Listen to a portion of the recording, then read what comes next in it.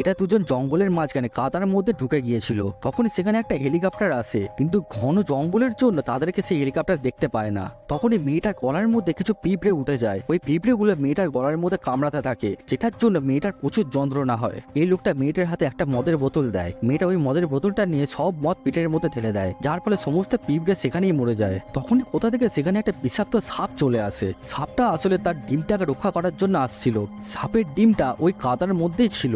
মেয়েটা লোকটাকে বলে ওই সাপটা তোমার দিকেই আসছে। লোকটা বলে আমি পিছন দিকে ঘুরতে পারবো না, তোমাকে ওই সাপটাকে যেভাবে হোক মারতে হবে। তখনই সাপটা ওই লোকটা হাতের উপরে কামড়ে দেয়। তখনই মেয়েটা বন্দুক দিয়ে ওই সাপের উপরে ফায়ার করে দেয়, কিন্তু সাপটা তখন কিচ্ছু হয় না। ওই সাপটা মেয়েটার দিকে আস্তে আস্তে এগিয়ে আসে। তারপর সাপটা মেয়েটাকে পুরো জড়িয়ে নেয়, যার ফলে মেয়েটার দম আটকে যাচ্ছিল। তখনই লোকটা একটা চাকুর সাহায্যে সাপের মাথাটা কেটে দেয়, যার ফলে সাপটা সেখানেই মারা যায়। তারপর ওরা দুজন ওই সাপটাকে দড়ি বানিয়ে উপরে উঠে আসে, কিন্তু ওই সাপটা কামড়ানোর পরে লোকটা আর বাঁচে না, লোকটা ওখানেই